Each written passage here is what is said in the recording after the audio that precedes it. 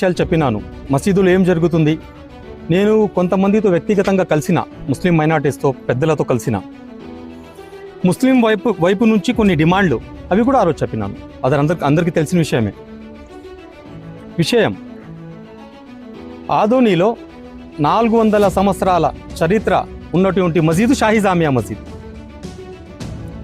షాహీ జామియా మసీద్ గురించి మరిన్ని విషయాలు నేను ఆదోని ప్రజలకు తెలియజేస్తున్నా. అందుకే ఈరోజు మాట్లాడుతున్నాను. నేను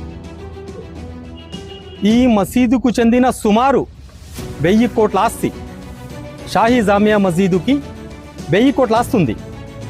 ఈ ఆస్తి సౌదీ రోఫ్ అనే వ్యక్తి చేతుల్లో ఉంది. ఆస్తి పత్రాలు, డాక్యుమెంట్స్ అతని చేతుల్లోనే ఉన్నాయి. 5 ముతల్లీలు ఉండే చోట గత 11 సంవత్సరాలుగా ఒకే ఒక్క మనిషి ఆ మసీదును హ్యాండిల్ చేస్తున్నాడు.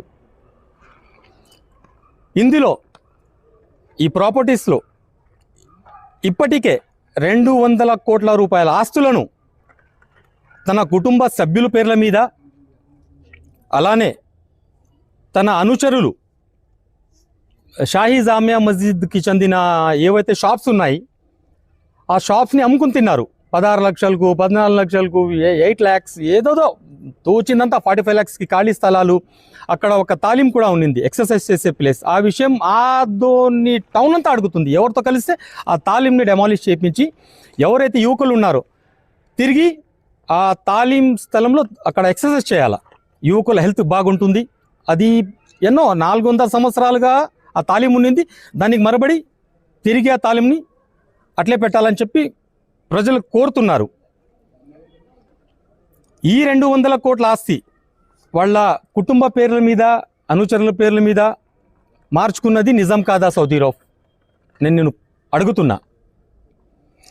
నిజం కాకుంటే ఈ ఆస్తులను ప్రజలకు చెప్పావా? నువ్వు చెప్పలేదు. ఇందులో రహస్యం ఏముంది? వచ్చి ప్రజల ముందు చెప్పాలి కదా, చెప్పడం లేదు. నీ సొంత ఆస్తులు మేమేం అడగడం లేదు కదా సౌదీ రోఫ్.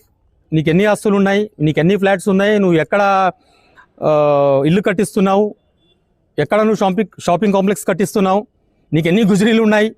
ఆ గుజరీల గురించి నేను మాట్లాడినా. 500 meters డిస్టెన్స్లో ఒక హవానాపేట, ఒక తిక్కస్వామి దర్గా బ్యాక్ సైడ్, ఈ 500 meters డిస్టెన్స్లోనే 2 గుజరీలు ఉన్నాయి. అక్కడ కబరస్థాన్ ఉంది, చర్చ్ ఉంది, ఇక కిడ్డీ స్కూల్ ఉంది. అక్కడ హవానాపేటలో ప్రజలు ఇబ్బంది పడుతున్నారు. అక్కడ నుంచి ఎవరైతే వస్తూ పోతుంటారో అక్కడ